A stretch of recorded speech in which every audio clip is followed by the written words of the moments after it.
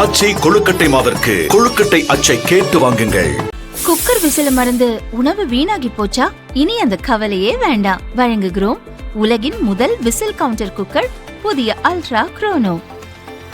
Ultra என்றால் ஆரோக்கியம். Lion சாக்லேட்ஸ்ல பாதாம், டேட்ஸ், சாக்லேட் மூணும் இருக்கு. ருசிக்கு சாக்லேட், அயன் சத்துக்கு டேட்ஸ், புரோட்டீனுக்கு பாதாம். தாத்தா ரொம்ப டெலிஷியஸா இருக்கு. Lion chocolates. தாவேக ஆட்சியிலே ஆவண கொலைகள், ஆணவ கொலைகள் அதிகரித்துள்ளது. எந்த நடவடிக்கையும் எடுக்கப்படாத இந்த தைரியத்தில் தான் இந்த கொலைகள் நடைபெறுகிறது. இதற்கு இந்த அரசு என்ன பதில் சொல்ல போகிறது என்று நான் கேட்கிறேன். மாண்புமிகு முன்னவர்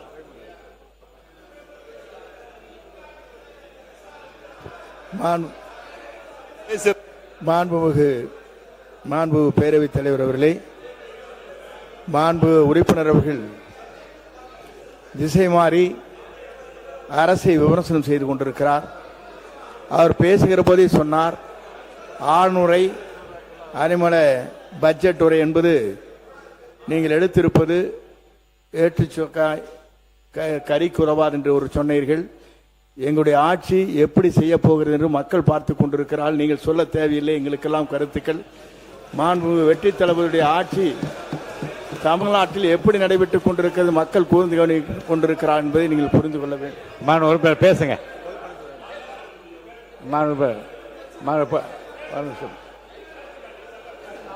பொதுப்பணித்துறை அமைச்சர்.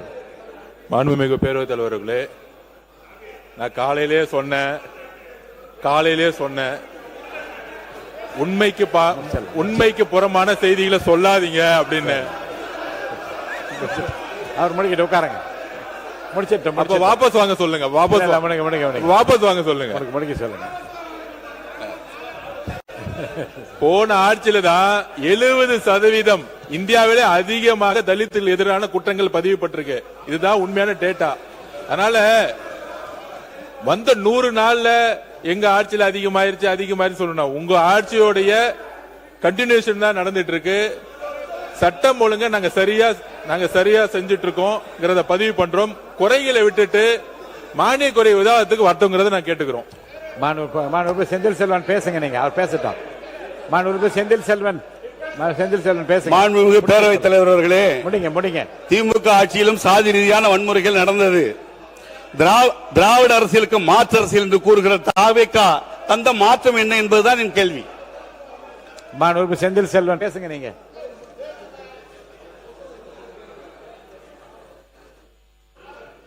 மே 26 மே மாதத்திலே தென்காசியிலே 6 இளைஞர்கள் மேல் கொலைவெறி தாக்குதல் நடந்திருக்கிறது.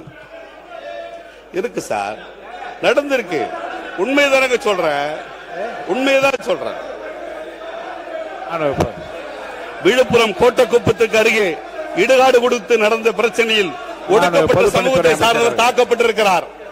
மாண்புமிகு பேரவைத் தலைவர்களே, வேங்கவயல் பிரச்சனைகளுடைய அர்த்தம் என்ன தெரியுமா?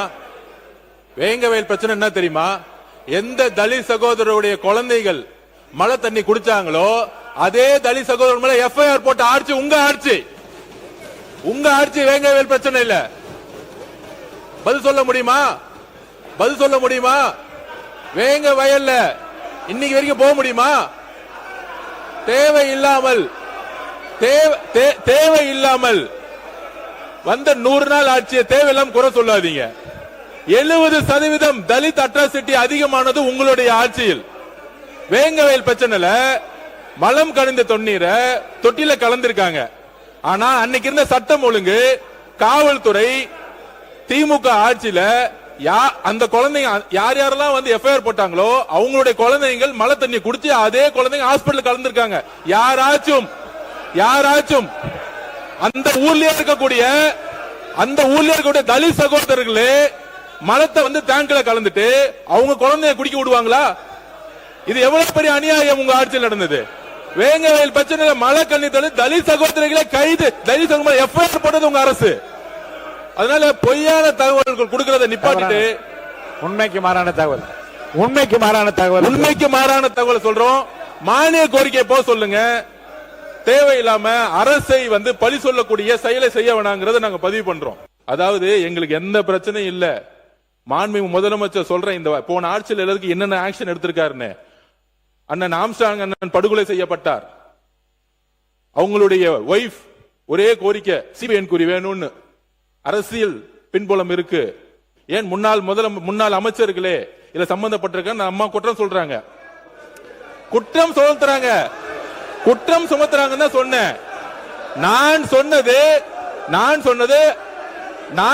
குற்றம் சுமத்துறாங்க. யார் மேலயும் நான் பழி சொல்லல, குற்றம் சுமத்துறாங்கன்னு தான் சொன்னேன். நான் யாரையும் அக்யூஸ் பண்ணல. நான் சொன்னது அண்ணன் ஆம்ஸ்ட்ராங் அவனுடைய மனைவி குற்றம் சுமத்துனாங்க. அவங்க கோரிக்கை என்ன வச்சாங்க, எங்களுக்கு சிபிஐ என்கொயரி வேணும்னு சொன்னாங்க. ஆனா தமிழக அரசு எப்பொழுதும் சிபிஐ என்கொயரி பக்கம் போல.